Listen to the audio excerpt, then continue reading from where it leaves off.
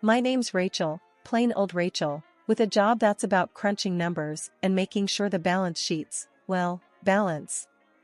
I've got my head in the budgets most days, but you better believe that doesn't keep me from hoping for a bit more than just debits and credits. For years back, I latched onto Michael's star. He's all ambition and no brakes, running his family's business like it's a race car he's pushing to the limit. This company, it's his mom Elizabeth's baby. She built it brick by brick, and it's like her third kid, after Michael and the dog. Since I come in the picture, I've been Michael's right hand.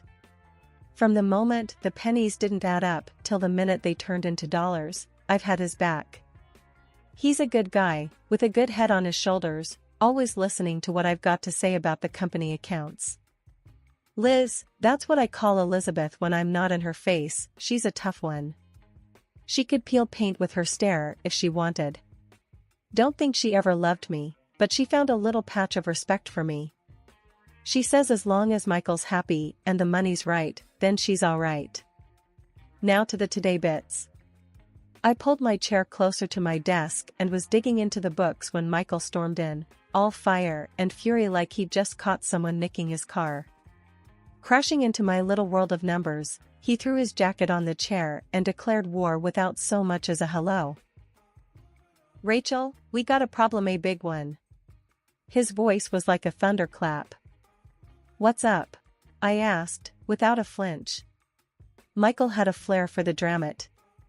Those pesky auditors are on my back, he growled, thumbing through the sheaf of papers like they'd personally offended him. Tell them to take a number, I quipped. I wasn't about to let them or Michael ruin a perfectly good Thursday.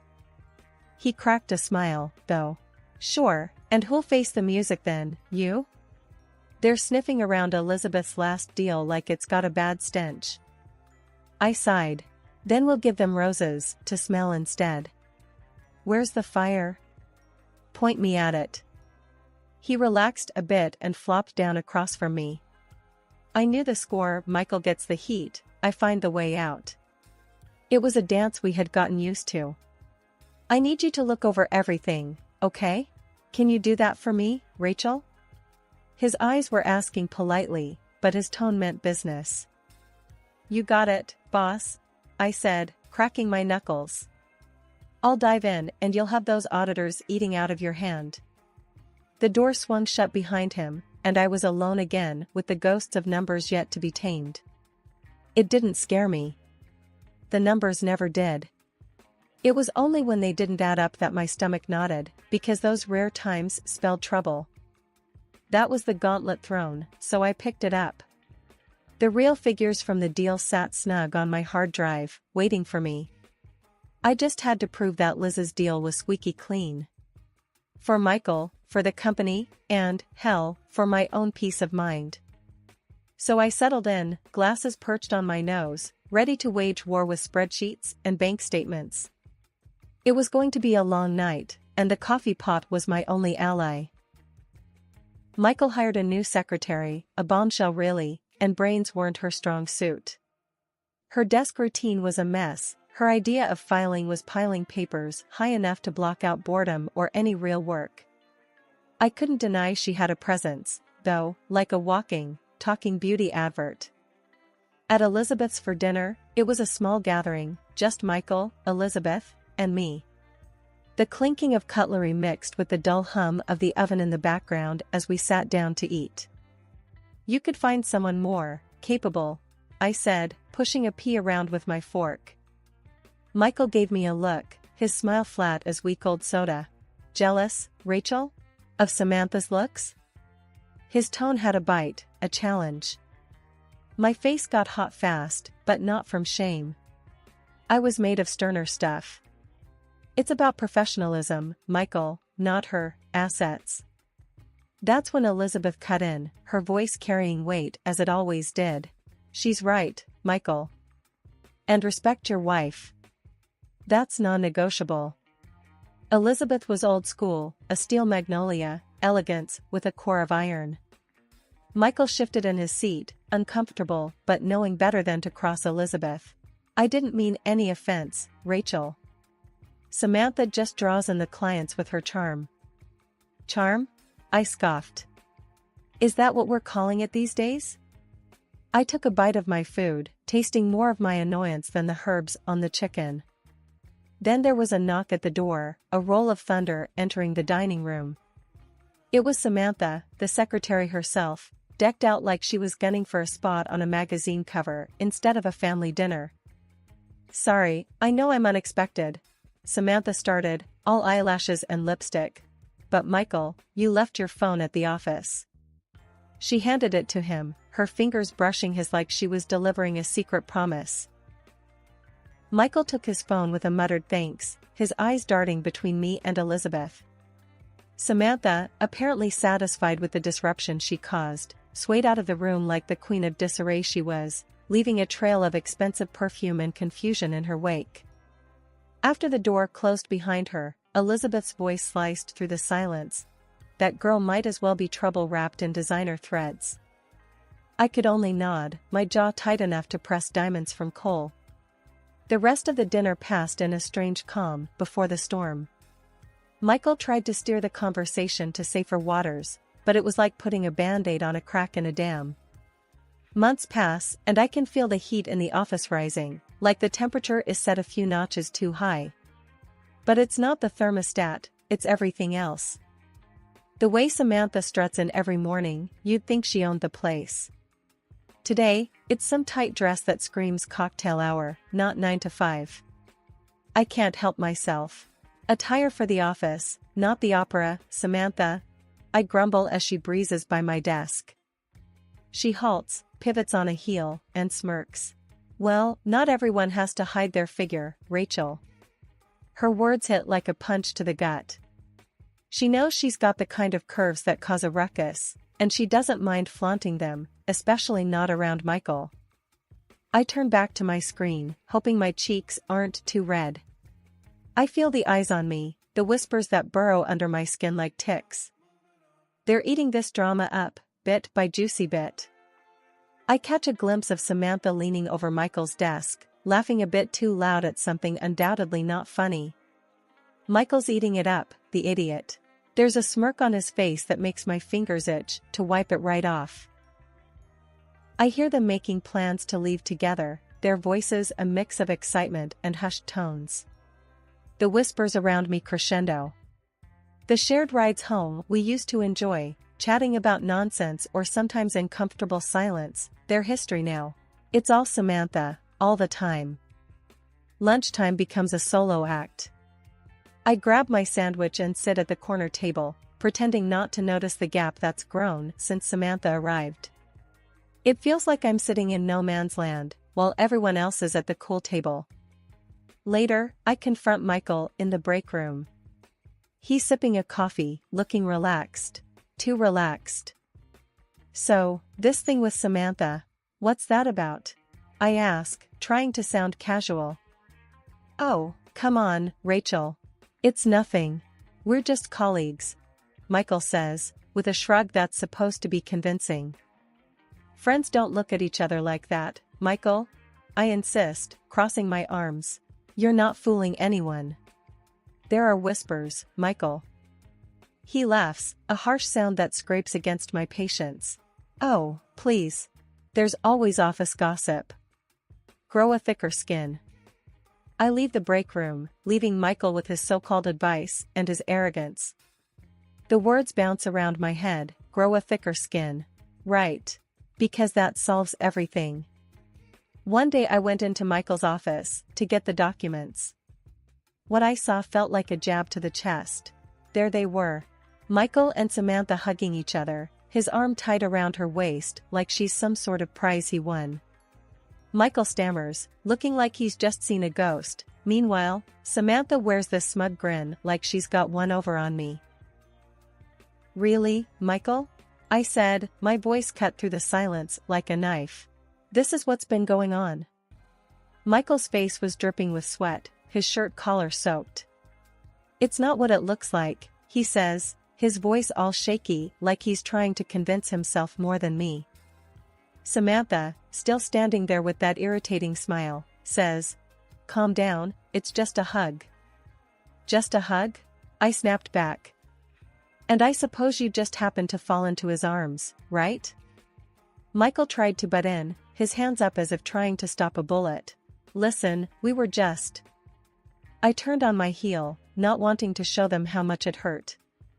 I could hear him behind me, his footsteps on the expensive office carpet. Wait, let's talk about this. Please. I only stopped when I reached my office, turned the lock with a click that sounded like finality. I leaned against the door, the solid wood against my back feeling like the only steady thing in that moment. I didn't want the whole place listening in on the drama. I kept my voice even, almost cool. Michael, what do you want from me? To stand here and take this? Listen, he began, whispering through the crack where the door met the frame. It's a misunderstanding, that's all. I scoffed at that weak excuse. Misunderstanding? I said, louder now. I know what I saw. I could see his shadow moving back and forth under the door. He was pacing, a dead man walking.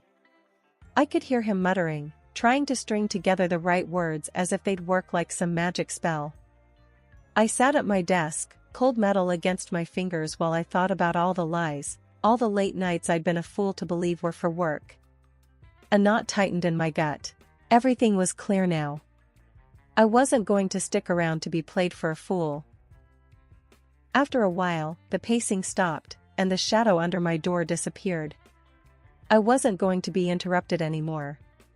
I didn't need an explanation, none would be good enough, and I sure didn't need the rumor mill of the office spinning tales about my personal life. The rest of the day was just a blur. Papers, phone calls, the clack of keyboards, it all mixed together in a meaningless cacophony. The real noise was in my head, the voice telling me I'd been blind. I remember the evening air was still when Michael stumbled through the door. His steps were uneven, loud in the timid quiet of the living room. Rachel, he started, his voice had a jittery pitch, like the buzzing of a faulty light. Samantha's pregnant, he blurted out. I felt my heart splinter, but my face didn't flinch. So, that's it then? I asked, my voice barren of the warmth it used to carry for him. Yeah, I guess it is, Michael replied, rubbing the back of his neck like he always did when cornered. His eyes didn't meet mine. Look, Rachel, I'm done. You're just not exciting anymore. I want a divorce. My throat was dry, felt like it was stuffed with cotton. Fine, I said, the word cutting the air like a knife. Silence stretched between us, aching and dense.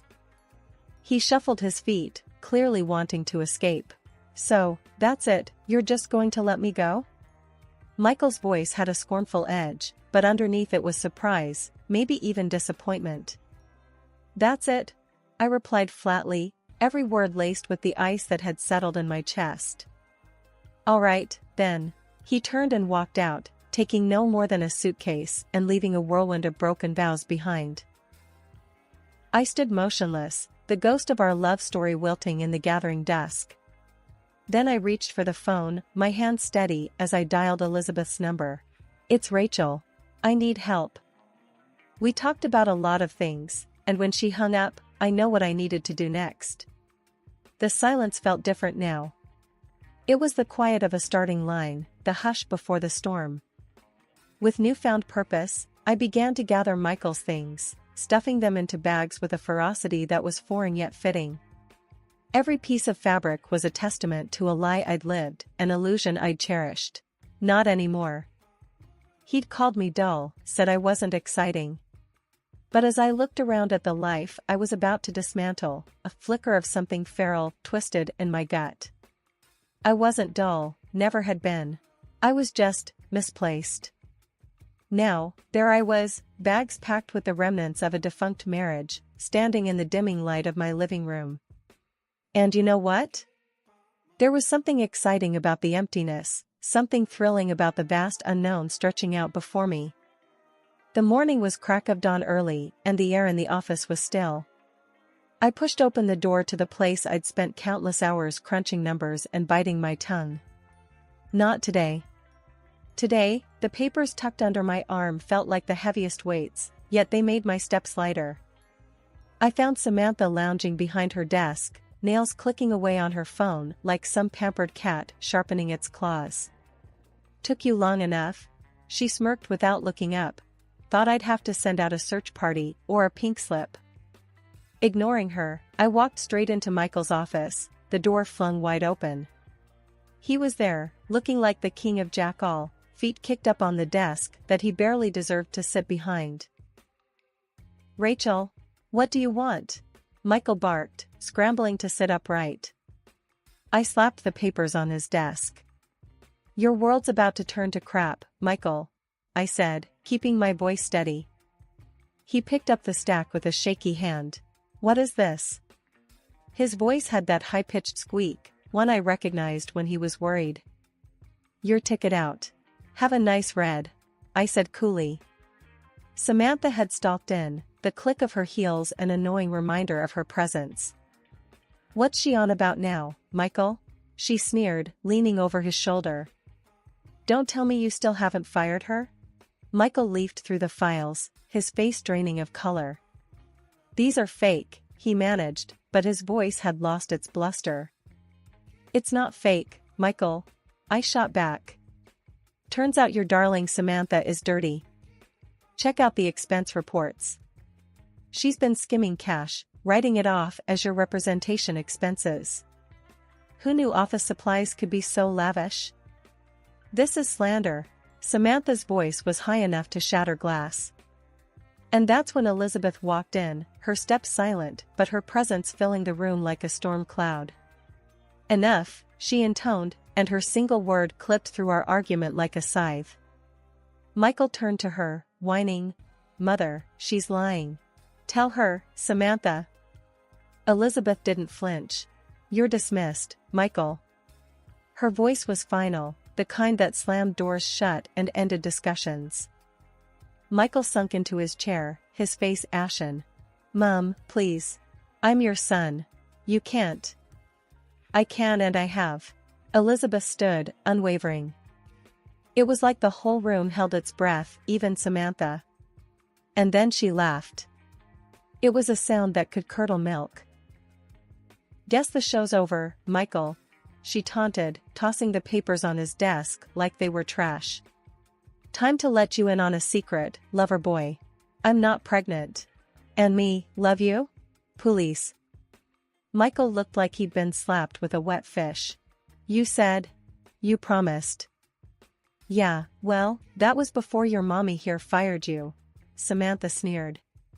"Face it, you were just a stepping stone, Michael. And now, you're more like a pebble." "That's enough, Samantha," I cut in, sick of her voice. Her eyes fixed on me, and the sarcasm thickened. "Oh, look at Rachel, the savior. You think you're special?" Her laugh was cruel. "You're as pathetic as he is. Only Rachel could love a loser like Michael." The room was thick with betrayal, shock, and a hint of victory, mine. Funny how the tables turned. Only today, the last laugh was on me. Samantha tried to leave, only to was stopped by Elizabeth.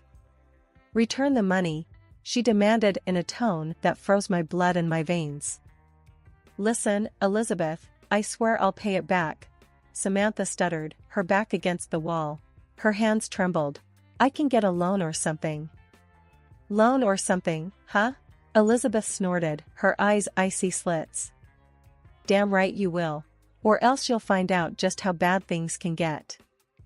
Okay, I get it.